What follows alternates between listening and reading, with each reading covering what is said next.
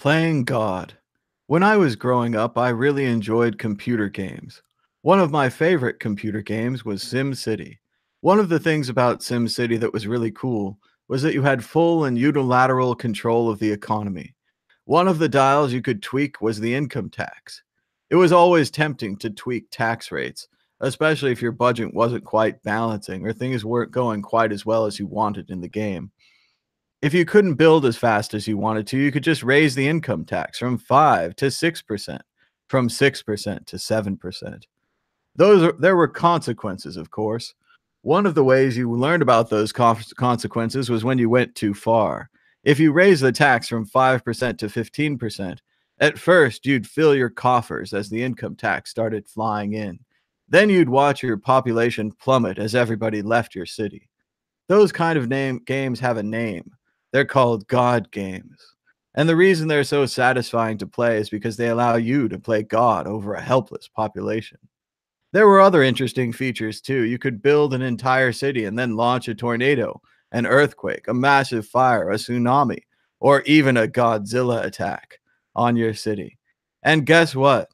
None of those attacks were as successful as draining your city than raising the income tax. Oh, hello there. I didn't see you guys come in. Welcome to Bitcoin Talk Show. I was just reading a little bit of Andreas Antonopoulos' The Internet of Money, Volume 2. Good stuff. I was also a big fan of SimCity. For me, I always remember trying to cheat the game and trying to beat it. So like he's saying with the tax rate, if you had your city running pretty level and you were using a 286 computer like I was back in the day, you could leave the game running and run more years of your city. We used to leave it running overnight and we would gain all kinds of money. And then we'd be able to build the stadiums and the airports and the things we wanted to build. It was always about beating the game. Sure, you could play the game, but if you really wanted to win, you had to figure out how to beat it. And sometimes you had to cheat. But let's just get right into Bitcoin Talk Show. Let's see what's going on today in the world of Bitcoin. Today is July 10th, 2018. My name is Thomas Hunt, and here's what's happening today in Bitcoin. The price of Bitcoin is down 4.15% in the last 24 hours, with a last of 6,395, a high of 6,670, a high of 6,808, and a low of 6,349. That's $1 for 15,666 Satoshis. Did you know the World Crypto Network has a podcast and you can subscribe on iTunes or Acast today?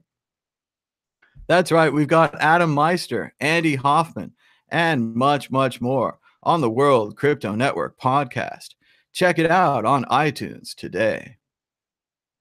We've also got a Patreon where you can support us on the World Crypto Network and on the Mad Bitcoins, where we have our own community tab where you can post your story about Bitcoin. Maybe I'll read it here.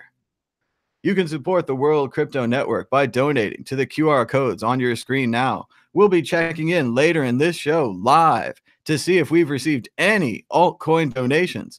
Everyone's always talking about how great their altcoin is, just until the point where you ask them to donate some. Then it doesn't seem to work so well. We've got stories today about Bitcoin, but they're all the same. The price, the price, the price. All the mainstream media knows how to talk about Bitcoin is the price. It's like it's not a technology at all. It's not a decentralized network of unconnected computers working together to deliver an incredible monetary product. Non-stop for the last 8 years. No corporations, no governments, nothing but Bitcoin. But again, the price, the price, the price, the price. We're falling down a ladder in today's thumbnail. Funny stuff. I hope she's okay. $13.5 million in crypto stolen from token platform Bancor. This just happens every single time. A massive security breach of the Bancor project. Maybe they shouldn't have given them so much money. Allegedly, the company lost $13.5 million in the hack. They were able to freeze the stolen BNT, making you wonder why it has any value at all. But it's not possible to freeze the ETH, at least so far. The developments came more than 1 year after Bancor raised $150 million in an initial coin offering, some called stupid, others called stupid rich. A figure that was the largest token sale of its time, ultimately eclipsed by Telegram and later EOS. Now, Bancor's had one of the largest hacks of an initial coin offering of its time, later to be eclipsed by other projects. Bancor will be back online in the next 24 hours so that it can be hacked again. Oh well. Bitcoin price is still $6,370. That ain't bad. Do you want the news summarized? No. Bitcoin is down 66%, but it still may be the future of money. CNN's starting to hedge a little bit. Maybe it's true. Maybe it is down, but it's still really good. People are doing ICOs like Boxer, Floyd Mayweather, and Paris Hilton. But that's not what this story's about. The price of one Bitcoin is now hovering at 6,400. See, that's like hovering. Other stocks are holding or standing, but Bitcoin, it's hovering. Nice one, guys. More than a 50% drop in 2018 and a 66% plunge since the all time high of $20,000. Yeah, but it's still up 100% since last year at this time. Up 100%, but they don't mention that. Other cryptocurrencies have suffered similar gut wrenching drops in the past few months. And meanwhile, legendary investors, that's what I used to call Mt. Gox. I said, legendary exchange, Mt. Gox. And I said this when it was still around. So they must be saying the same about these guys. They don't exist. They are stuff of legends. They say that Bitcoin is probably rat poisoned. Later, he said that it was rat poison squared. And now he thinks the thought of owning cryptocurrencies is just dementia. Ooh. Bitcoin may eventually bounce back, though. And once again, blockchain technology could still transform how people pay things for things in the future. Once again, the media does this every time. Every time they say Bitcoin is so bad, it's going all the way to zero. But we love that blockchain technology. You can't have it both ways, media. Either it's worthless and it's garbage and it's rat poison, or it's incredible technology. And if it's incredible technology, you might just be really early. And you know how you're really early to Facebook stock and the price goes up and the price goes down? Oh, no, you don't, because you weren't allowed to buy early Facebook stock. You're not allowed to buy early anything. You're some kind of plebe investor with less than $1,000 to invest. You get laughed out of all the serious stock calls. But Bitcoin will let you buy in with $10. Bitcoin will let you buy in with $100. It's an early stock that normal people can buy. Don't tell anyone. Tell them it's FUD. Tell them it's fake. Tell them that legendary economists are saying it'll rat poison, it'll go to zero. Meanwhile, all kinds of people are adopting Bitcoin's technology, almost as if it had some kind of value for running a decentralized cryptocurrency like Bitcoin. But don't worry about that. It's only CNN money hedging in the headline. But, they say, it may still be the future of money. Something to look into. As Bitcoin declines, Coinbase's app is dropping in popularity. You need a whole article to tell you this? As blank declines, blank's app is dropping in popularity. No, no, that's amazing. It's not as though Coinbase has had competition from the Square app, that you could just get Cash App on your phone from Square. You could buy Bitcoin directly from the app. And unlike Coinbase, Cash App actually cares about their customers, not offering them 4 random altcoins and Bitcoin. Cash App, you can just buy Bitcoin. You can use your credit card or your debit card. You could even get a credit card or a debit card to spend your Bitcoin. You could spend your Bitcoin anywhere with Cash App. This is not an ad. This is just a comparison with Coinbase. This is how far you've fallen, Coinbase, giving up on your friend Bitcoin, joining your pathetic altcoins. Your app is declining in popularity. What will you do? What will you do? And just a reminder, it was only yesterday that a new paper revealed massive Bitcoin backing. That's right, the Imperial College of London, who took more than 1 day to prepare this report, says that Bitcoin and digital currencies are primed for mass adoptions.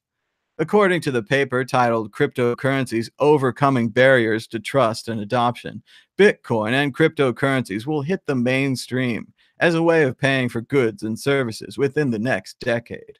Maybe you're just a decade early to Bitcoin stock. Wasn't it unfortunate when you were a decade early to Facebook stock? Oh, it swung up and it swung down. And then at the end of the day, they built a product called Facebook and everyone used it. Just like now, they're building a product called Bitcoin and Lightning, which everyone will use. Unlike the internet where I couldn't buy in, oh, I would have loved to buy a piece of TCP/IP. I would have loved to buy a piece of HTTP. I love the World Wide Web and the information superhighway. But you couldn't buy a piece of that, but you can buy a piece of Bitcoin. And there's only 21 million pieces available. Or you could just do nothing and assume it goes to zero. Good luck with that. Nobel Prize winning economist. He did not win a Nobel Prize for this statement. Authorities will bring down the hammer on Bitcoin. He looks scared. Look at those eyes. That's a scared old man. Everything about the world is changing. Just like the drug warriors who made their history and made their career on marijuana busts. They just can't exist in this new world. Just like the music producers who had top 10 records. Oh, we had millions of album sales and then it stopped. I was the best album seller ever. I used to move the physical units to Tower Records, and we would just take them in the back door in a truck and take them out the front door as a record. It was amazing. We used to move millions and millions of albums, and now it's over, and everyone just downloads their albums at home. I used to sell millions of dollars out of a bank. I used to get people to sign up for an account and we'd charge them overdraft fees when they had no money. We'd charge the rich hardly any fees at all, and we'd charge the poor. Oh, we'd charge the poor every time. We used to seize their bank accounts, and now we can't do it. We don't have any power. We used to print money, I tell you. Back in my day, the banks and the governments, we'd work together to print more money. And now it doesn't work. Our money printing power is going away. Someone stop it. Someone stop it, like that car, that automobile. What people really want is faster horses. Faster horses. They don't want cars. In fact, that car would be a lot nicer if a horse could pull the carriage. Maybe a horse and 4 flagmen is the thing we need to make that car go faster. Joseph Stiglitz says, you cannot have a means of payment that is based on secrecy when you're trying to create a transparent banking system. If you open up a hole like Bitcoin, then all the nefarious activity will go through that hole. And no government can allow that. It's almost a mirror of the MP3 statements, isn't it? The MP3, everyone will pirate their music. If you open up a hole like MP3, all of the nefarious music piracy will go through that hole, and no record company can allow that. What happened to the record companies? They fought it. They fought it tooth and nail. They told us that downloading was killing children and kidnapping them and everything. And it failed. It failed horribly. Of course, this is just a great classic logical fallacy. It's too small for them to smash now. Once it becomes larger, then they'll smash it. This is from a guy who's just seen in his lifetime banks declared too big to fail. The words too big to fail, that used to be a joke, like an anachronism, right? It's too big. It can't fail. And everyone knows that big things fall over, right? We've all seen Jack and the Beanstalk. The giant falls over because he's too big. No one says, that giant is too big. He can't fall over. I mean, he's not a gyroscope, right? It's not a Segway giant. It's a normal giant. He's got 2 legs. You cut one of them off, he falls right over. But this idea that something is too small, this is classic. This is like When Ethereum came out and everyone's like, ah, it's too small. They're not going to regulate that as a security. Then Ethereum got too big. And the government, what did they say? Did they say, oh, it's easy to regulate now? Oh, it's easy to gather them up. No, they just shrugged their shoulders and said that Ethereum was not a security, even though they had a crowd sale like a security and they enriched the owners of the pre mine like a security, and that they sold a stock with no product like a security. So, again, already in the real world, what Stiglitz is saying makes no sense. And remember, he won his Nobel Prize for previous work. I'm sure his previous work was fantastic, but he's not putting the same kind of work into being critical of Bitcoin that he did in his previous work. If he really thought about it, if he took himself out of it, and if he could understand how computers work and how networks work, I'm sure he would have a different opinion. And all we have to do is wait. If he can make it 5 more years, 10 more years, Stiglitz and all the other economists will say, oh, but wait, I said they'd just bring the hammer down. I didn't say it would work. They all hedge out of these things. I said that the price was going up until it started going down. Then I said it was going down. You must have not heard me right. I am always right. Always right. Bitcoin bull bias fades as price drops below $6,500. Bitcoin is on the defensive today and could suffer deeper losses in the next few days if the bulls fail to defend the key moving average support. We had a pullback after reaching the impossible mountain of 6,800. If only we could break through 6,800. Let's go straight down to the view. The bearish breakdown on the 4-hour chart indicates that Bitcoin could test the 50-day moving average, currently located at 6,381, and could close below the 10-day moving average today, confirming a short-term bullish invalidation. Acceptance below 6,381 would expose $6,000, the February low and major psychological support. However, the bulls may build steam for a fresh move higher towards $7,000 if Bitcoin does close above the 10-day moving average of 6,381. Once again, they don't know anything, but they have us watching these numbers. So let's watch the number 6,381. And if it stays above that, it goes up. And if it goes below that, it goes down. It's just like a weatherman who tells you that it might rain, but then again, it might not. That's great advice. Also, shout out to the Your Stolen Name conference. Don't mention it to me. I'm not going to be there. I'm not going to hang out with anybody. I don't respect anybody that goes to this thing or speaks at it or supports it in any way. When people steal the name of a smaller company and put it on their conference, I feel sorry for them because they must be pathetic and terrible people. So if you see people stealing someone's name that you know is smaller and putting it on their conference, don't go. Don't support it. Tell the speakers not to support it. Tell the speakers not to speak there. I don't know why people would do this. I think that they're scum. So, no, I'm not interested in your stolen name conference. You can go on and have a nice conference, and hopefully you'll go get your own name next year. Don't just steal someone else's. We're going to go and open up the phone lines right now. You can give us a call on Skype at World Crypto Network, all one word. We're also joined by Ricardo from Rico Coin Report. How's it going, Ricardo? He might not be right here right now, but he'll be here later. And we're keeping up on the chat, so go ahead and give us a question in the chat. Be glad to chat with you guys, see what's going on. It sounds like we've got some sock puppet type information going on. People all excited about their altcoin. Yeah, this is hilarious stuff. This is like comedy trolling, right? We're supposed to be joking here. Why does everyone get so angry because Roger wins all debates? I don't think he's ever won a debate. I hate to break it to you, buddy, but you start out, you steal the name of another coin. And that's where you lose. You just lose the argument. There's no science to your argument. There's no anything to your argument. Get your own name. There's lots of names out there. You can all make up a name. And we all know people that try to steal someone's name. And it ends up horribly for them. Not just the government, not just the copyright police and all that kind of thing, just the karma of it. that you would come into a space and steal someone's name is just garbage.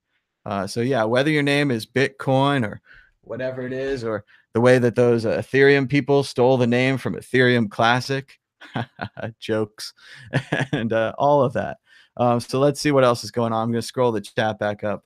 Let's see. Crypto Sasquatch says they're going to call in today. The call lines are open right now on Skype, World Crypto Network. Having some wake and bake Cali style. Sounds good.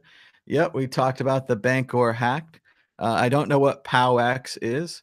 Oh, proof of work change. Oh yeah, no, I don't think we're going to do a proof of work change. There was some ideas that basically when the miners were trying to steal Bitcoin, when they were trying to make their own version of Bitcoin, one of the ideas that could screw them up was changing the proof of work so that real Bitcoin would have a new proof of work and old imitation copy Bitcoin would have its old proof of work.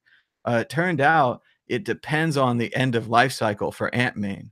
Antmain is pretty much at the end of one of their chips and probably going to design a new one. So it would be better if you're going to do a proof of work switch to wait until Antmain release their new miner. As it is right now, if you do a proof of work switch, you're actually helping them because they don't need the old hardware anymore, which they're already pretty much out of. So it's a big mistake. But it's an interesting topic, and it's certainly a valid topic to talk about. It's a technical issue, and we can continue to discuss it. As long as Bitcoin uses electrical power, I think we're going to continue to discuss the possibilities of proof of work changes or a switch to proof of stake. I don't think that means that we're doing either anytime soon, but we're going to have to keep discussing it because of the power usage. A benevolent council of leaders. That's worked out so well every other time. Hello, caller. You're live on the World Crypto Network. What's your name and where are you calling from? Hey, what's up? It's you can just call me Packets. All right, Packets. What's on your mind today about Bitcoin? Hey, I remember a while back we were talking about that website, Crypto51.app, that goes through like the hash rates and what it would cost to like 51% attack different coins and whatnot. Sure. Yeah, we brought it up on the screen. It's pretty interesting.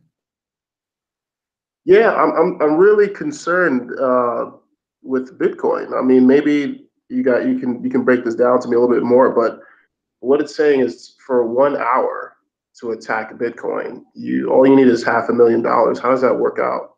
Sure. Basically, like it says, for 1 hour. So that's a lot of conditions, right? I mean, if you attack the Bitcoin network, I believe that your miners would be blocked from mining Bitcoin again. I believe that they could block your IP address. You'd have to get new ones. I believe they might even be able to find out the MAC addresses of the miners that attack the network and ban them. So you'd have to change the MAC addresses, which are kind of like the ID number for any network or internet card.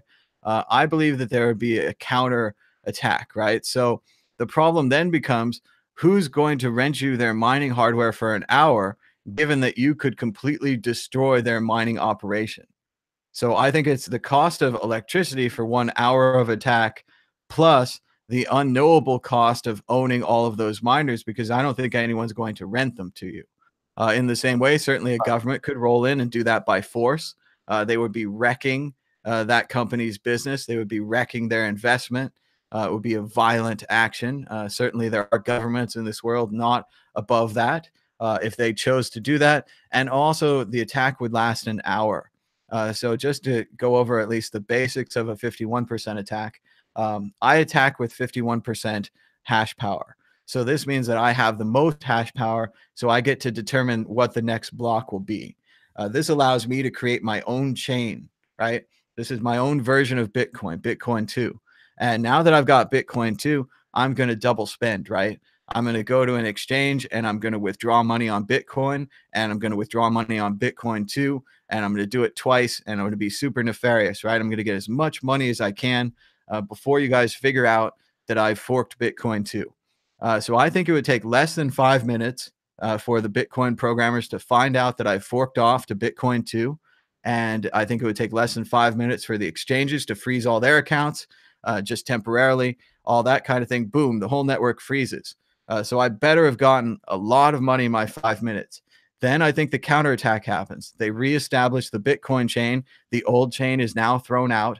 And then they begin wrecking whoever's miners these were. So I think it would be a very bad counterattack to them. I think it would cost them a lot more than just an hour of electricity. I think that chart, it doesn't show like Yeah.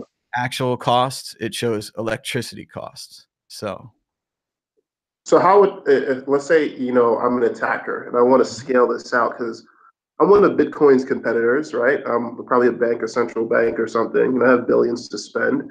Sure. Let's say instead of $500,000, I throw billions at this, and I go for maybe a day's worth of an attack to create my own chain. How would a defense hold up to that? Well, it's the same kind of thing. I mean, the attack could last for a day, but it's really how soon would the attack be discovered? And I don't think there's a way that they can buy more discovery time. So discovery time is, do we have enough computer geeks watching Bitcoin right now? And I think we do. I think we have them in 24 hours in the entire world. There's somebody that's hacking or messing with Bitcoin who would see that and who would report it, and then all hell would break loose. I think there's also, it's very likely that the exchanges and other important parties like that have checks on the chain automatically, that they're automatically looking for this. They have alert systems and they're ready to go with a counterattack. Also, the size of the attack. I agree, a bank might be able to have billions, but what it takes to really attack Bitcoin, I think only China and the US and maybe the largest banks in the world have that power, have that ability.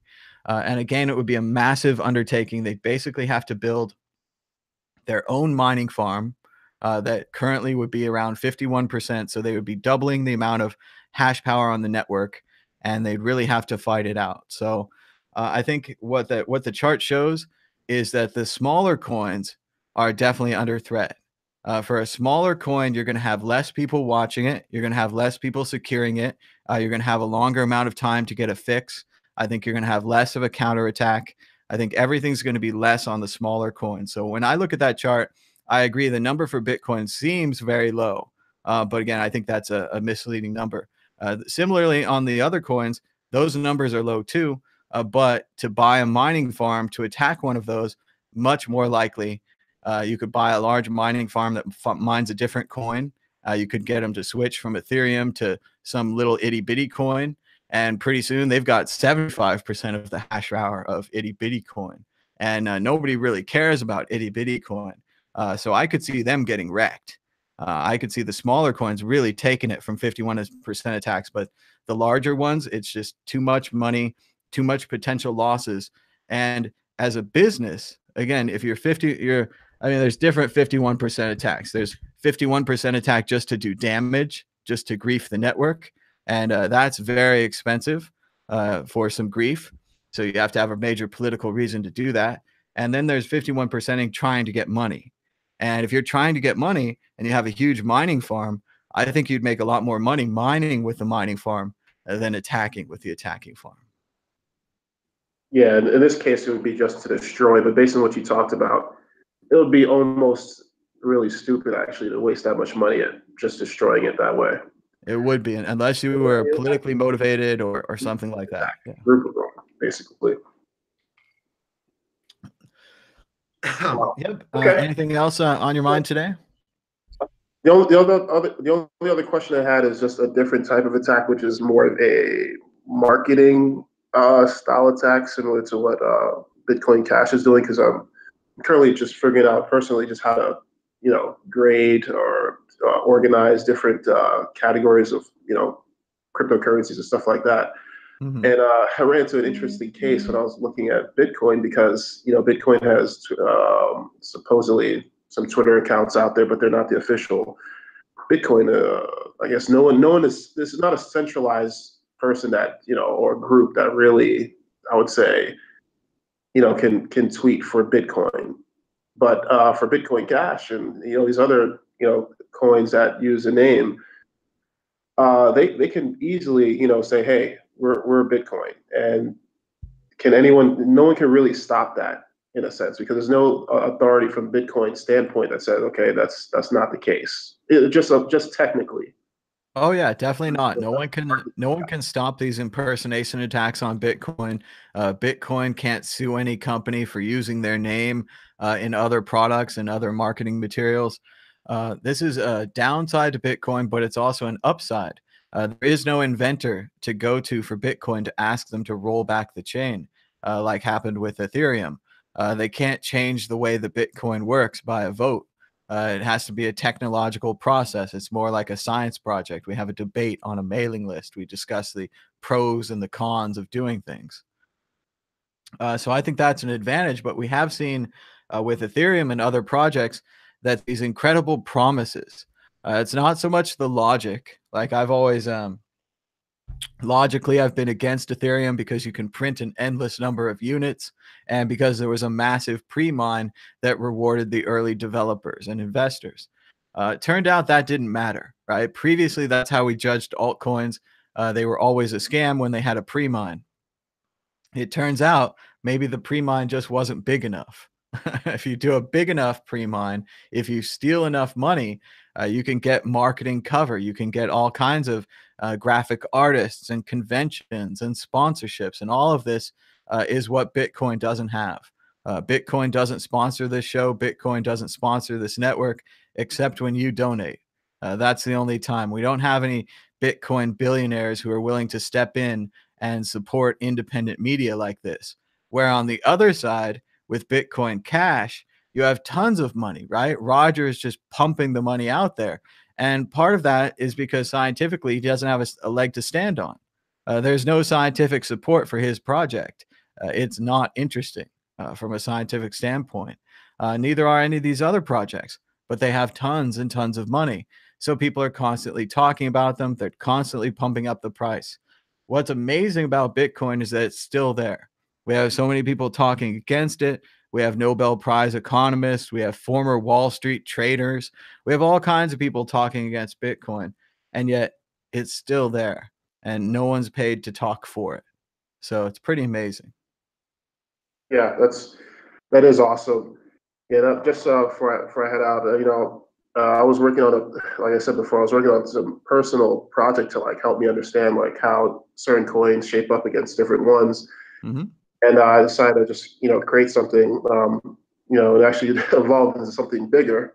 But as I was building it out, I just noticed that Bitcoin was just blowing away, just a ton of coins. But if you guys want to check it out, it's at coinshakedown.com, and I just built like some algorithms to basically grade coins based on technical statuses, social media, uh, various things, maximum supplies, because like you just said Ethereum, there's no max cap on that. They can Yeah, just print money whenever they want, which would none, be none at all. is Yeah. not the best. Yeah, it So just keeps yeah, printing, and that's a great yeah, idea. Yeah, I think a lot of the problem right now is we look at market cap. And if I create Tom coin and I print a billion units and I sell a Tom coin to you for $1, I have a market cap of $1 billion. I'm really impressive. Except if you look at anything about the Tom coin, like the fact that we've only sold one and we've only sold one for $1 and it doesn't have a blockchain and it doesn't have its own thing and all these things. But still, market cap says it's a winner. yeah. It's just insane to me. So that's why I went in this direction, and I want to go a little deeper, but this is really just a start, just to at least weed out what's bad and what's good. And I just noticed right away, if you just look at the simple stats, just Bitcoin just blows all these altcoins out the water. It's not even funny. So, but yeah, hey, it was a pleasure talking to you. All right. Thanks so much. Give us a call anytime. It's a great question. Awesome. All right. Thanks so much. And you can give us a call now on Skype at World Crypto Network, all one word. We're taking your calls. Got some fun action in the chat. We'll see if we can scroll down to that, see what else is going on. Let's see. The chat says Facebook will be ported to run on EOS. Rumor. And I said, yeah, MS-DOS is going to run on Fastcoin, and the new version of Windows is going to run entirely on Megacoin. Cracked Bag says the new version of EOS will run entirely in his garbage can. I said, that's true. It's a very large can. So, yeah, people have got to watch what they say in the chat. It's just kind of nonsense at a certain point. Everyone has a bag full of altcoins, and they're here to pump their favorite altcoins. So much for all that. We're talking about what video games we like. What's your favorite video game? I'm playing Watch Dogs #1 right now on PlayStation 4. It's pretty fun. It's like a Grand Theft Auto with hacking. You can drive all over the place. It's based in Chicago, and the next one is based in San Francisco. So very cool. We're talking about SimCity in the opening. Great game, classic SimCity. They used to have an interesting form of copy protection. They printed the codes in black on a piece of paper that was bright red. So when you tried to copy it in the copy machine, you'd get a really dark copy. So you couldn't photocopy the piece of paper so that you couldn't play the game at home. Unless you were able to figure out how the lightning mode worked on the photocopier. That kind of worked. But that was back in the old days of don't copy that floppy. So, oh, yes, trade war, MSM rhetoric. He figured out what's going on by watching Russia Today. All right, I would consider your source on that. Good luck with that. Also, the people who were telling me the other day that the North Korea situation was settled and that we'd achieved such a great deal. We just had a negotiation with them. We said, hey, the negotiation went fine. They said the United States acted like gangsters. Which means that it was old style, old fashioned, real negotiation where you say, you have to do this, and then we'll give you this. And that's what real negotiation looks like. It's not just a series of photo ops. You don't just sign pieces of paper with dictators and say, it's over, we won. You didn't win anything. I'm sorry, guys. I wish it was true. I wish that the surface mattered more than the substance. But it turns out that the substance matters too. They didn't agree to anything. So, World Cup is coming up. I'm kind of rooting Belgium these days. I've seen some impressive work from Belgium, especially at the end of the Japan game. Japan was in the lead 3-2, and it turned out that Belgium wanted to win more. So that was very interesting. So yeah, they're saying again, check out the Kaiser report. It's good stuff. If you want to make points from the troll box, you can call us now on Skype at World Crypto Network. I'm not going to agree with you. I'm going to question your sources, but I'll give you a couple minutes. I'll let you talk. We'll have a discussion. We'll have a debate. I'm open to that, but it's very unlikely that you're going to convince me given your sources. So you could go get other sources. Bitcoin hovers in 6K. I agree. Hover was great. I remember hover is like that hover hand. You're taking a picture with a girl and you don't want to touch her, so you hover hand. You kind of hover above it. They used to teach us that in square dancing. They said you actually have to hold hands. You can't just hover hands. That was fun. Let's see. Oh boy, this is great. Bitcoin Cash will be able to do more than ETH, and it'll do more than saving babies. So it's just really pathetic when you have like a bag full of some altcoin and you come in here all like ringing your bell for the altcoins. That's great, man. So yeah, there's a lot of FUD and Roger pays people and Lightning is bad for Bitcoin because it helps it scale. Once again, you're not going to be able to scale just doubling the size of the blocks. First of all, there's this idea called censorship resistance. Bitcoin is a currency you can donate to anyone. You might support WikiLeaks. I think they started out great, but came kind of ratty in the later days, kind of one-sided. But if you want to support some Bitcoin to WikiLeaks, you can do it with Bitcoin because there's no censorship on Bitcoin, right? We have rules. Now, if you want to double the block size, so let's say we double the block size, then we double the block size again, then we double the block size again. Well, pretty soon you can't run a node on a Raspberry Pi. A caller yesterday was running a node on an inexpensive laptop computer. I think he said it was around $350. It still had enough room for the whole blockchain. He could download it. He could keep his node running. So that means that there could be many nodes in this network. Fake Satoshi, Craig Wright, who claims that he's Satoshi but can't prove it. Huge red flag, right? Like, there's no one in my organization claiming to be Satoshi that can't prove it, right? There's somebody in your house claiming to be something that he is not. This is a huge red flag for your organization. This is like being OneCoin or BitConnect.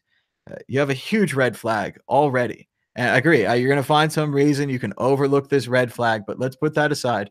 So we're doubling the blocks. We're making them bigger and bigger and bigger. We're going to manage as many transactions as Visa. What that means is you can't have small nodes anymore. You have to have big nodes in a data center, in a server rack, right? And this is what fake Satoshi said. Fake Satoshi said that nodes should be huge, right? He's not like real Satoshi. Real Satoshi said nodes need to be distributed, because if you have all your nodes in data centers and you go from data center to data center, either shutting them down, taking them over, or just blowing them up from space. Maybe you're just launching space weapons or missiles or something. You're blowing them up. Boom, boom, boom, boom, boom. You blow up the 9 data centers that have Bitcoin in them, and suddenly I can censor transactions. I take over data centers. I can censor transactions. The whole point of Bitcoin goes out the window. You lose censorship resistance. So, what good is it if you can scale by doubling the blocks forever if you lose the ability to send uncensorable money? First, it's WikiLeaks. Then it's the Silk Road #4. Then it's Target, because Amazon bought the data centers and Amazon won't let you send money to Target anymore. There you go. It's over. So, no, Bcash doesn't work. It doesn't scale. The point of the scaling debate was to find something that could scale, and you failed. You didn't find something that could scale, right? So, no, I would get out of there. I would examine your premises. I would say, what are the reasons for the things that I believe? You got a fake Satoshi, you stole the name of another project, and your scaling destroys your censorship resistance. So, yeah, it's bad news. Either you're not thinking logically or you're just nonsense. So, either way, thanks so much for the stand up comedy. Good luck in another forum, and bye bye. But we'll keep going with the chat for a little while. And if you guys would like to call us on Skype at World Crypto Network, I'll listen to you. I'll even give you a couple minutes on Bcash. Tell me about it, and see if you can overcome my censorship resistance argument. I don't think you got a chance, but I'd give you a couple minutes. But here we go. Hello, caller. You're live on the World Crypto Network. What's your name and where are you calling from? Hi, my name's Nicholas, calling from Portland. All right, Nicholas. What's on your mind today about Bitcoin? Yeah, I just heard your Bitcoin Cash rant, but I don't know if you would entertain another topic. If that's okay with you, or? Oh, sure. I'm glad to move on. I was hoping you wanted to defeat me and tell me why I was wrong, but I'm just not seeing it. So I'm open to it. No, I agree with you. Bitcash is terrible. It's a scam. It shouldn't be around, and especially the way they're taking the Bitcoin.org name or .com name. That's yeah. It's always bad when you have to disguise yourself to get your point across. It just rings of intellectual dishonesty. So. But go ahead. What's on your mind today about Bitcoin or anything? Go ahead.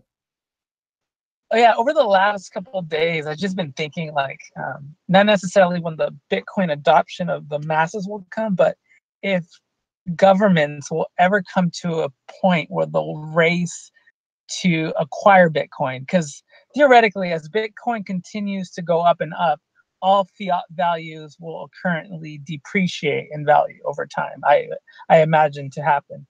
And as that happens, like, their power to control government, like to control countries and their power within their own borders will diminish as their fiat value diminishes. So I imagine there's going to come a time when there's going to be a rush where governments will start buying Bitcoin. Today or recently, there's an article that a bank in Korea, it has been accumulating about $2.5 billion worth of crypto assets. So I thought that was just kind of interesting. I don't know if you have any comments or. Sure. I think both government and bank adoption are two things that we're looking for as possible ways out of this Bitcoin downtrend. The banks can't trust the other banks in the same way the governments can't trust the other governments. So really, it's a question of which one will break first. We've seen Japan get very interested in Bitcoin. It's possible the Bank of Japan might be buying. It's possible that the central banks in Japan might be buying. But you know how it'll work. It'll start very small. They'll run a test program. They'll say nothing of it. Don't worry about it, other banks. Don't look at our test program. Then the test program gets too big, and Bank B copies Bank A. And suddenly you got two test programs, and they're both buying a little bit of Bitcoin. The same thing for the governments. Government A sees government B buying Bitcoin.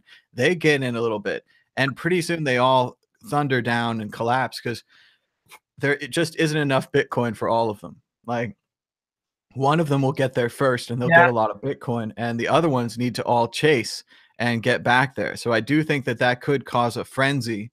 And there's a little bit of Bitcoin on the side, on the over the counter markets and those kind of things.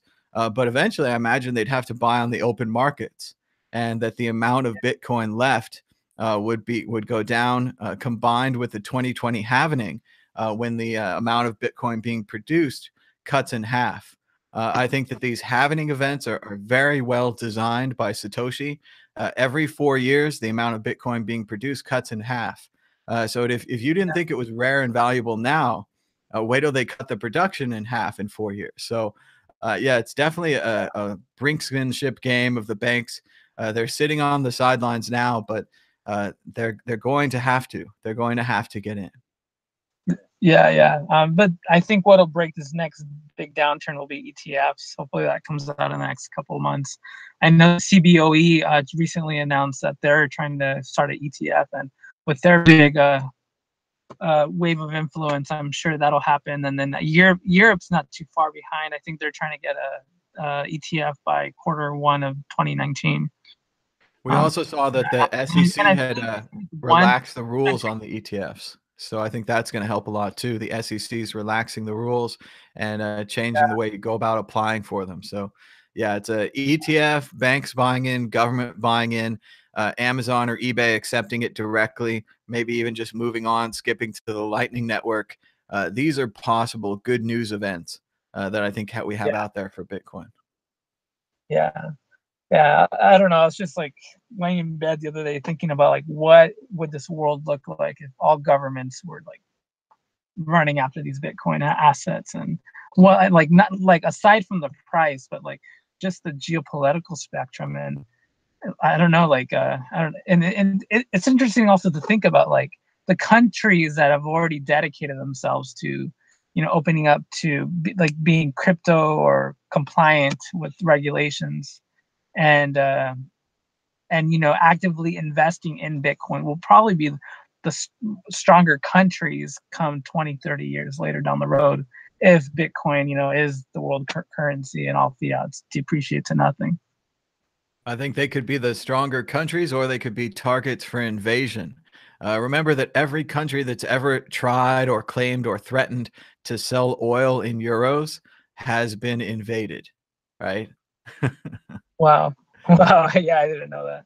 Well, if you go back to the Iraq War, the Afghanistan War, Afghanistan actually burned their heroin fields, which is a different issue. They call them opium poppies to keep you confused. But yeah, no, I mean, it's been a real problem. Libya, Venezuela, Iraq, all attempted to sell oil in euros. And we have a petrodollar around here. We're very serious about it. So no, if I was a country, I would not sell oil in euros or Bitcoin. But if somebody does, they're going to get a lot of Bitcoin. They're going to corner the market. They're going to have a strong position. So that could leave them safe. That could leave them open to invasion. Remember, a country with nuclear weapons has never been invaded. Something North Korea will tell you proudly, regardless of what the people in the chat think. But yeah, it's a very exciting world of geopolitics, and one of them is going to get into Bitcoin, maybe be a big winner. One of them might get into Bitcoin, become invaded and conquered. We just don't know how important this thing's going to be in the future. Yeah, and then sometimes I also think about is in the 1930s when I think the U.S. took the gold away from the people um, because they were desperate and they needed, like, I don't know, lots of income or whatnot. If they would ever try to impose the same sort of aggressive obtaining Bitcoin from the people, not that they could easily do it, but I don't know. I feel like a lot of people would be intimidated to do so if that were to Yeah, occur, just to keep the United States afloat and relevant in power in terms of global power. well, I think that's definitely a possibility, and that would definitely be the reason to keep the United States afloat. And they would tell you it just like that. I can imagine a horrible chart or a graph that shows something like Roger Ver has 1,000 bitcoins, France has 100 bitcoins, and the USA only has 50 bitcoins. We need to help the USA get up to 100 bitcoins, and so we can at least be a tenth of global dominator Roger Ver or whoever the billionaire is of the day. And yeah, I could definitely see governments having that problem, and governments even having to go to these big Bitcoiners and to kind of bend the knee to beg their favor and to say, Roger, please support our government for another year. And you know what he'll say? He'll say, states got a state. I don't like no states. I'm a libertarian and all that. But still, somebody else will say, they'll feel pity. They'll say, wow, to upkeep the U.S. government, to keep it going for another year, it needs another 5 Bitcoin, and somebody will pony up. But yeah, I could see them trying to do it by force as well. The gold seizure, most people don't know about it, but like you said, in the 30s during the Great Depression and right before World War II, FDR seized all the gold from the people, and it was illegal for the people of the United States to own gold. Remember, when you're in the United States, you get a social security number. You're essentially government property. When you earn money, you have to pay it back to the government because you're government property. When you're a soldier, you're called a GI. That means government issue. You're given a GI number. Once again, government property. So yeah, they can take the gold back from you. It wasn't until the 70s when Nixon took us off the gold standard, and Anthem Blanchard, the father of Anthem Hayek, who's now doing the Hayek gold coin and some other interesting stuff at Hayek Metals, I think. He got the United States to allow them to own gold again. And it was opened up, and you could buy gold bullion and all that. I'm sure Andy Hoffman could probably tell you more about that. But it's a very interesting history of the US and gold. And in a lot of ways, it might mirror the future history of Bitcoin. We can only judge by what they've done in the past, and we know that they were willing to do that in the past. So it's not unreasonable to say they might be willing to seize all Bitcoin too. Yeah, yeah, it's interesting. As free as we may be, it's a scary country we live in. Yeah, like sometimes I've been thinking about, like, in the future, if this were ever to unravel the way we're kind of describing it as we speak, if I would, like, consider leaving the U.S. in terms of going to a more free country. I don't know if you've ever toyed with that idea or thought about leaving the U.S. Definitely interested in the idea. It was interesting with what Roger Ver did. He joined the island nation of St. Kitts, I think it is, and they sold him citizenship for far more Bitcoin than I have, and I think it worked out for him. And I think they raised the price of citizenship afterwards, perhaps expecting more Bitcoiners to join them. But I've heard he still has to pay taxes for the next 10 years to the United States. It's very hard to actually get away from this country. Even if you work in another country, they still expect you to pay taxes back to the US. So even if you escape, it's hard to get away. Renounce your citizenship? Even if you renounce your citizenship like Roger did, it's my belief that he still owes 10 years of taxes. I think they're generally trying to stop you from doing what I think Roger would probably do, which is say that he didn't make money here and then take the money away and not pay on it. But I think they're still going to want their cut. I don't know the exact details because it doesn't really apply to my life, but it's an interesting story. So Yeah. Yeah.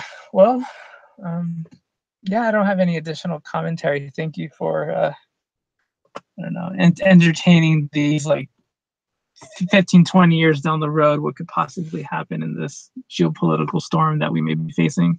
And then, yeah, and I keep reading articles of like the U.S. or a global crisis, a global economic collapse coming shortly in the next 2 years or so. It certainly doesn't look so good right now with the trade war and the taxation situation and everything else that's going on here. A lot of people believe that the economy might be going down and that Bitcoin is a good hedge against that.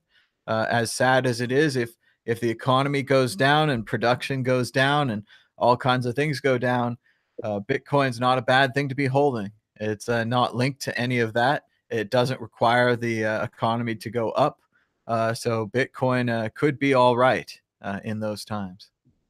Yeah, I would like Bitcoin to establish itself a little bit globally, though. I feel like if we were to experience a crisis today, people wouldn't see Bitcoin as a stable asset.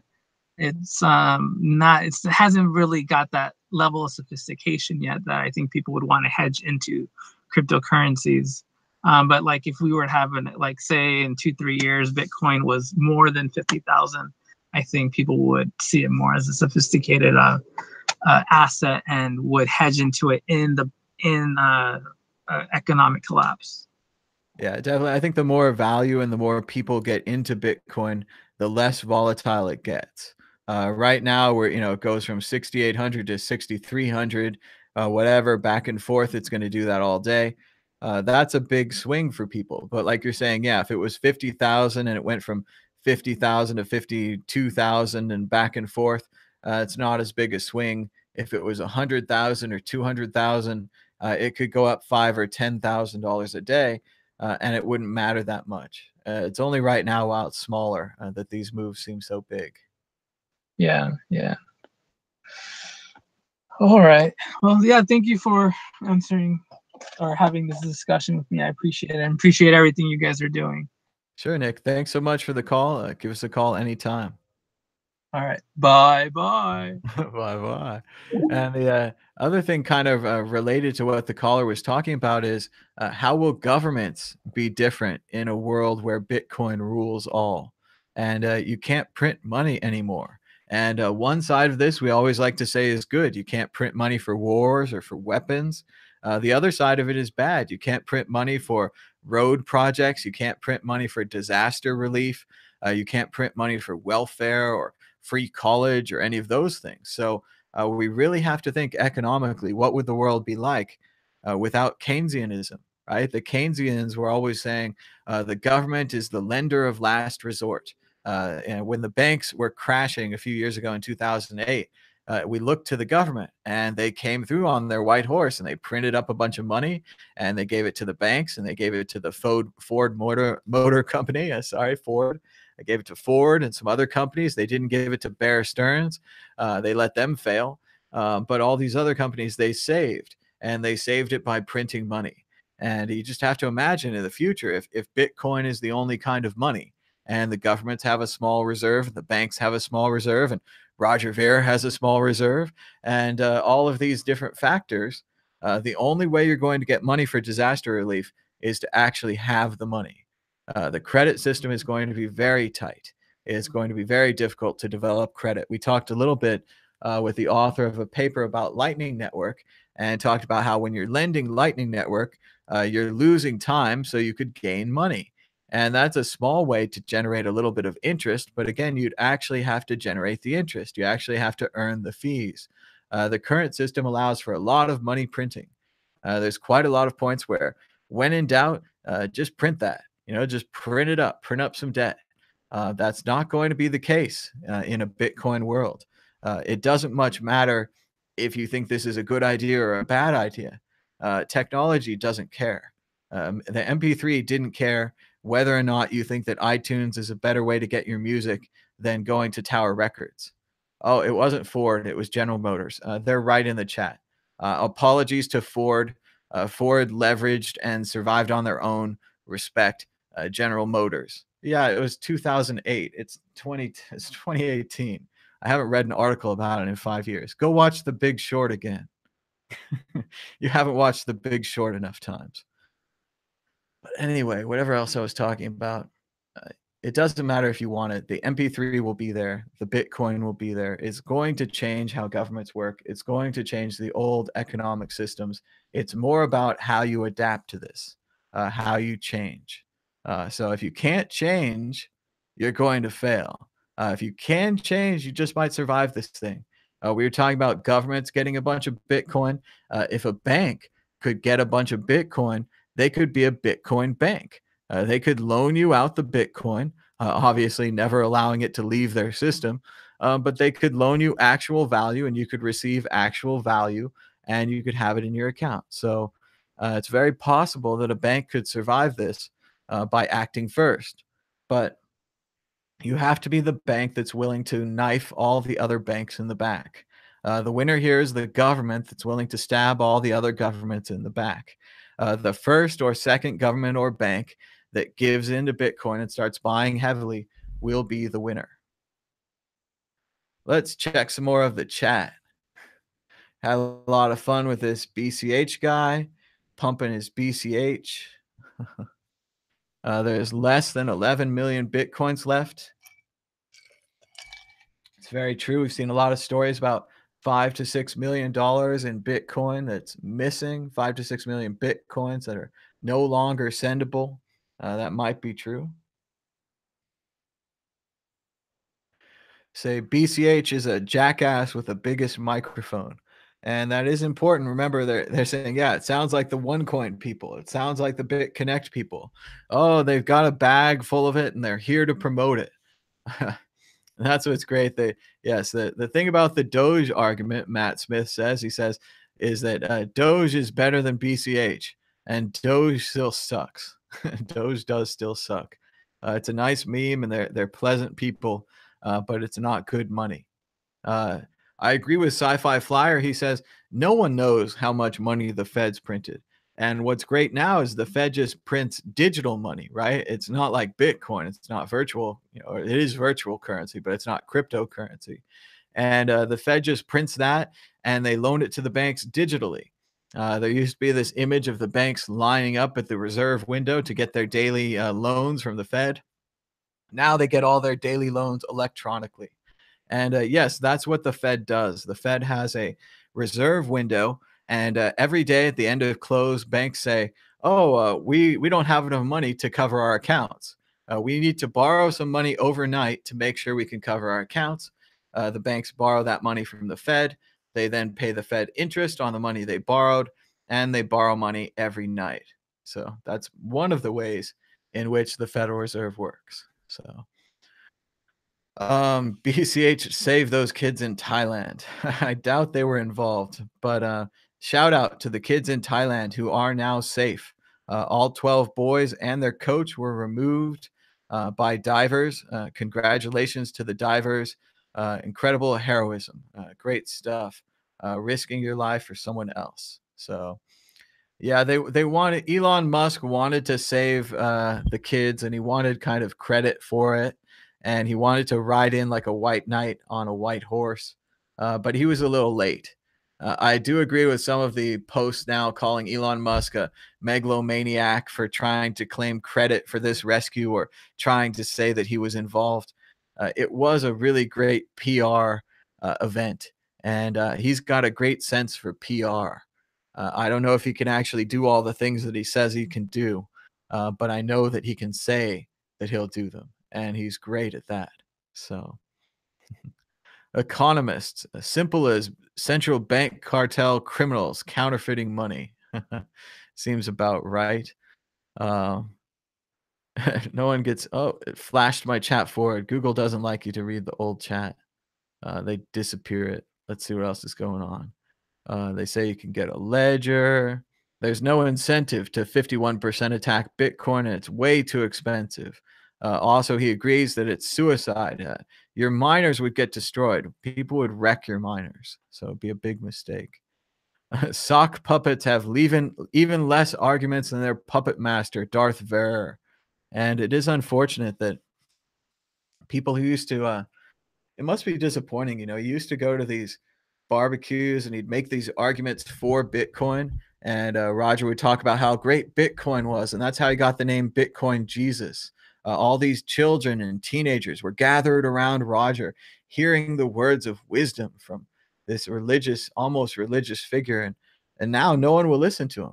He has to pay people to go out there and sock puppet in our chat, right here in our chat that's supported by you, the World Crypto Network, with thumbs up and shares.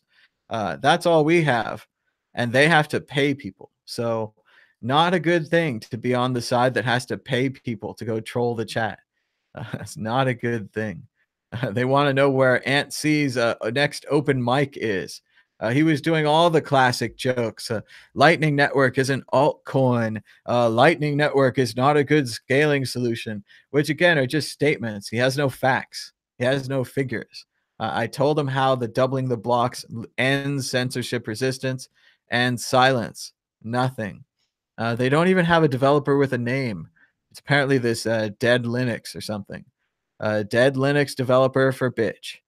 That's sad, buddy. A good thing about not having a name, you can just change it for your next job interview. No one will know that you were Dead Linux, the developer of bitch. That's just too bad. Yeah, I agree with this. Tron stealing the name of a Disney film. That's hard to believe, especially given Disney's massive number of lawyers and the fact that they did make a new Tron film. If it was just the old Tron film, maybe that's okay. But dude, there's a new Tron film. I guess Tron's gonna have to buy Disney now, or buy the Tron films from Disney. I don't know. They're gonna need a lot more than a DVD or a Blu-ray copy. So yeah, Bitmain doesn't own 51% of the hash. Bitmain might have produced machines that add up to 51% of the hash, but they don't own them all. They also might have a lot of machines in their mining pool, but they don't directly own or control those machines.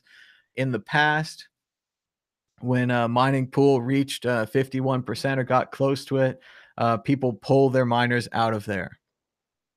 I think gigahash.io got very close to 51%, and everyone freaked out and started new pools and quit gigahash. A lot of the other mining pools do things like they'll limit their hash rate to 40%, or they'll limit it to 45%, that kind of thing. That's just responsible. I still think, even now, I think people are just going to shrug their shoulders and say, you'd have to be an idiot to give up all that money to 51% attack. Or you'd have to be forced and coerced. So, not seeing it. Let's see. Looks like this guy was saying, yeah, the 51% tag, which is so funny because Bitmain has the ASIC boost. They can mine at a 30% advantage on the Bitcoin Cash chain. And that's the real reason for all of this. 30% advantage.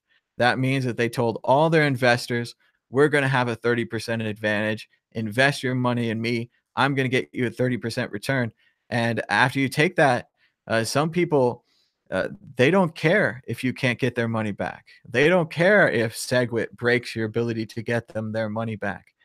They're going to want you to go ahead and create a copy of Bitcoin, copy Bitcoin's name, claim that it's better, whatever they have to do, because they want their money back. This is just like Ethereum, when Ethereum built that thing called the DAO, and everybody put their money in because they were going to make so much money. But then a hacker came along and he created a sub DAO. He knew how to use Ethereum better than the people who made the DAO. And he stole 50,000 of their 100 million, or 50 million of their $150 million. And you know what the Ethereum guys did? Oh, they had to get that money back. They owed somebody that money and they wanted it back. So it didn't matter that maybe technically they didn't want to roll back the chain, or they think this is a bad idea in the future. When it came push to shove, the guy knew who to go to get his money back, and they rolled back the chain. That's the strength of Bitcoin. There's nobody to go to roll back the chain. There's nobody to go to get your money back. If you get hacked or something, it's over. It doesn't matter if it's 50 million or 100 million. It's over. So that's why you stick with Bitcoin. That's why you accept no substitutes.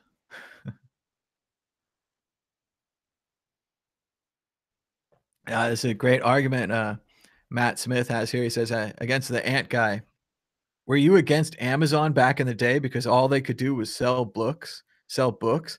It's crazy how things come along. And it's even crazier with software. Software like Bitcoin can be updated and changed. It can flex and move.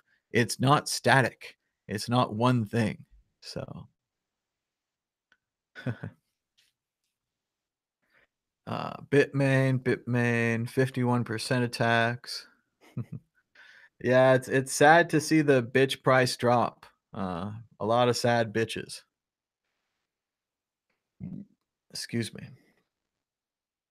Oh yeah, they were claiming that Bcash is going to have a bunch of patents, and patent trolling is a specifically pathetic way to win your argument, especially given Roger Ver is such an anti-statist. He hates the government so much he would go to the government to get their support to give Bcash the strength it needs to take on Bitcoin. Yeah, it keeps getting more and more pathetic as you lose more principles. I remember when it started and you had principles, and remember by the time it ended, you had no principles. So that's very sad. The Winklevi are going to patent things. Facebook. Let's see. Video games. This guy suggests Borderlands. We had a suggestion earlier for Witcher 3. Interesting stuff. I'm way behind on the video games, so I'm not claiming to be all up on them. I play old games. This guy plays a game called All Day Day Trading. That is a stressful game. You're going to have to drink a lot after that game. The other thing about Bitcoin is it's 24/7 day trading. All right, so they say everything about North Korea is fake news from the MSN. So we're at a disagreement. So there it goes. How can Craig Wright even patent anything? I thought he's still in an identity crisis. And yeah, and what about that book? Did Satoshi write that book? I've seen Bloomberg now is giving it up and talking about the book. And again, they'll just say anything. These people love to talk about Satoshi or Bitcoin. They don't have anything else to contribute except for the price. That's all they really talk about is the price. And it's being called out. Yeah, I hate it when I have to tell people about Bcash, but I'll tell them what they have to. So uh, I envision Bitcoin standing on a cloud shooting lightning bolts down upon shitcoins like Zeus. That's a beautiful picture. And then yeah, lightning. All right, so we finally got rid of that guy. He was fun though. But babies are dying because of the block size. And then everyone's like, yeah, this poor ant guy gets ragged everywhere and just goes around doing his thing. It's gonna get banned from all the chats. What a waste. Yeah, we're not gonna let this dumb stuff from Ant C go unchallenged. Does Roger Ver have lifeguards or bodyguards like John McAfee? Oh, I'm sure he does. Or I hope he does. With much respect to Roger, I hope that he's taking care of himself and his security.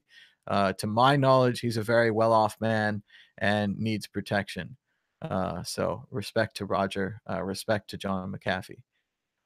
Let's see. It's not time to worry about the price. It's a good time to educate yourself about Bitcoin tech and contribute to projects that move the tech forward. It's also just a good idea to learn how Bitcoin works. Get $10 in your Coinbase account, put $2 in your wallet on your phone, put another $2 in a wallet on your computer, print out a paper wallet. Even if it's not the most secure paper wallet in the world, even if you didn't boot into Tails Linux and somehow make the paper wallet offline and do all that kind of thing, it's still good to just test it out. Put $1 on that paper wallet, claim the dollar from the paper wallet back into your phone. It's kind of like a Bitcoin scavenger hunt or a Bitcoin obstacle course. And if you can do all of these things, you're Bitcoin ready. So get Bitcoin ready. You don't have to get a whole bunch. You don't have to buy a whole Bitcoin. But if you get $10 on Coinbase, send it to your wallet on your phone, send it to your wallet on your computer, print out a paper wallet, send it to the paper wallet, import it back to your phone, and then tell me how much you had to pay in fees. Even for like $5 in fees, you've gained an incredible amount of knowledge about how to move Bitcoin around. And it's just like email. You just have to go try it out. You have to practice. eBay is already dead. eBay is okay. I bought something on eBay and it was broken, and I told them, and they refunded me. So good on them. They still wasted my time, which is unfortunate, but that's because people don't know how to list things. When you list something as working order, it should work. So let's see what's going on. Turkey and China. Do you ever think we'll go back to a gold-backed currency? No. The gold was never confiscated. It was outlawed but not enforced. I don't know. There's a lot of people that had to give it up. Um, recommends the book The Creature from Jekyll Island. I read that book. It was a good book. All citizens are government property everywhere in the world. It doesn't matter if you're the military, you're still property. So I generally agree with that. Roger and his fireworks. Poor Roger. I don't know. Part of the fireworks thing is pretty true. Part of it's not. Let's see. We're going to take a quick 5-minute break, or maybe a 3-minute break. We'll be right back on Bitcoin Talk Show.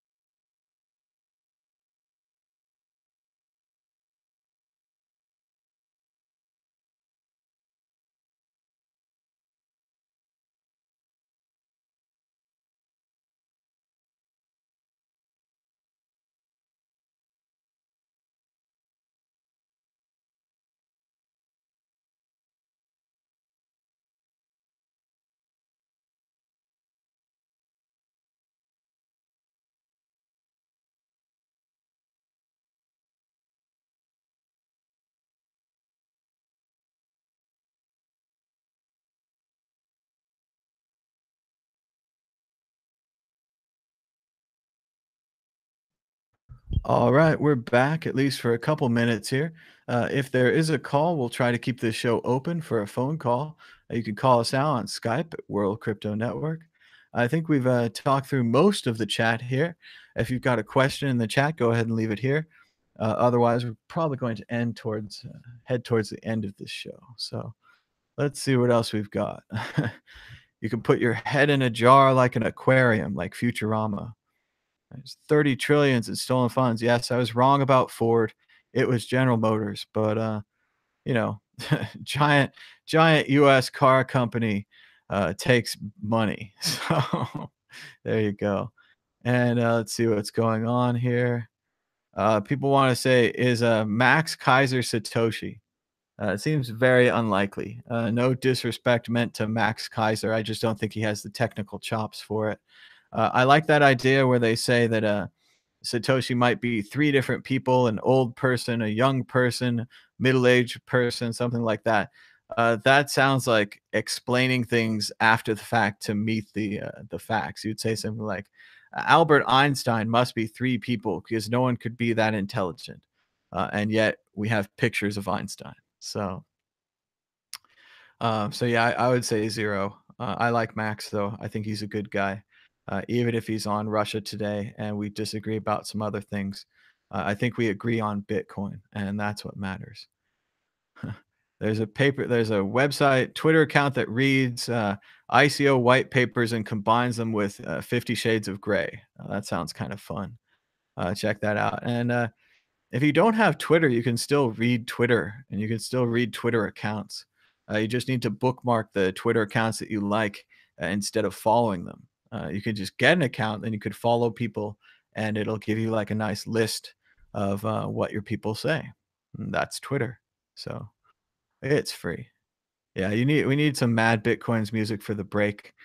Yeah, it's like 100 degrees in Vegas this weekend. It was 110, it was 105, and yeah, it was hot.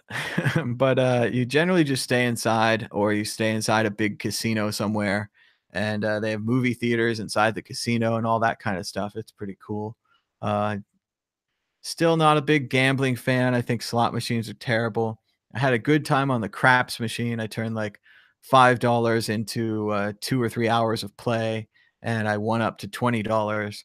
But then when I tried to invest at $40 level, I immediately lost all my money. So they do very well on that. So try not to gamble. But you know, 20, $40 here and there is not the end of the world. So I don't know that I could win, but I'd like to keep it going. So apparently the World Cup game is on today. Belgium is stronger. Sorry, France. I feel that way too. I want to root for France because I've been there and I think it's a super country. But yeah, Belgium looked really good. I rode on a train through Belgium, not quite the same as being there. So, but maybe next time I'd like to go to Belgium. It'd be fun.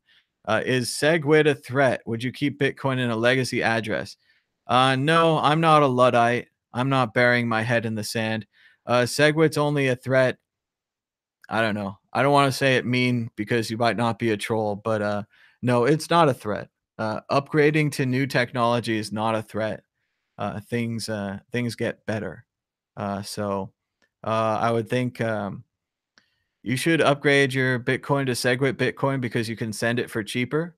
But because SegWit is a soft fork and it's backwards compatible, you can still keep your Bitcoin in a legacy address and you can still send them to legacy addresses. And that's the whole genius of Satoshi. That's the whole genius of segregated witness, is that it's a soft fork. It's backwards compatible. Yeah, you can stay cool at the casinos, but you secondhand smoke at least 2 packs.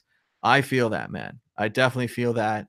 I don't smoke cigarettes personally.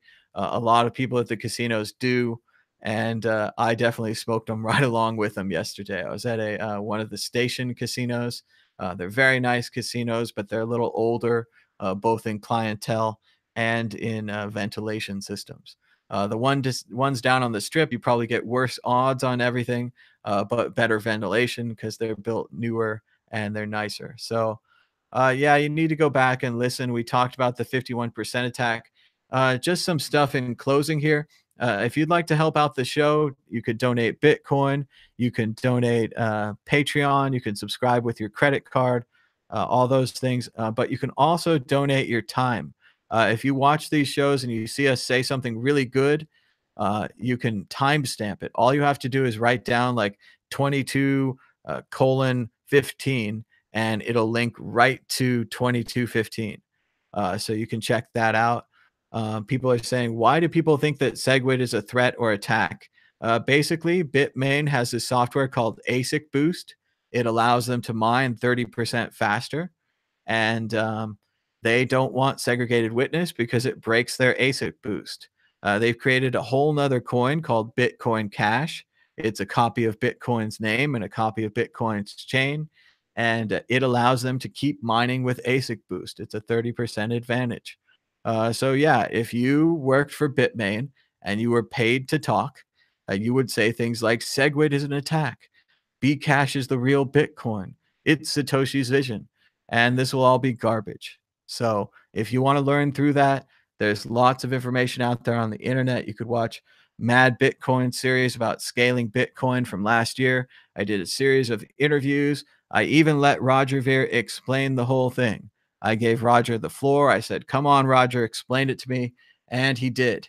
And if you find his explanation valid, so it goes. But I think that you'll find that Peter Todd, Eric Lombroso, Jameson Lopp, Rhett Creighton, and much more disagreed with Roger Ver in the following interviews. And you can check those all out on the Mad Bitcoins channel in the Scaling Bitcoin playlist.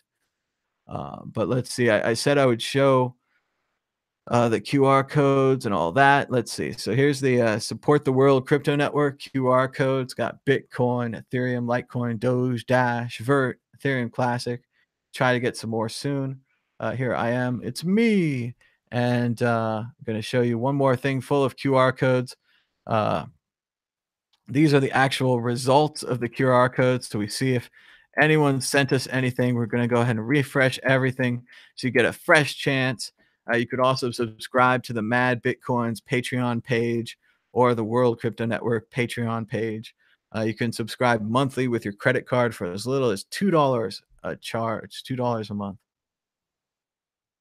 We received a donation a few days ago on the 7th. Let's see. The donation was 0.00576474. We received no Ethereum donations. We've received, what is this one? No Ethereum Classic donations, I think these are. We received no Dash donations. We received 3.97650,464 Doge. We received 4 Doge, no Litecoin, no Vertcoin. So altcoin people do not donate to support shows. You could also donate Bitcoin right here to the QR code on your screen. Check out the World Crypto Network. Be sure to subscribe. We've got lots more shows down below, old shows, new shows, and check out the audio podcasts on Acast or iTunes. Until next time, bye-bye.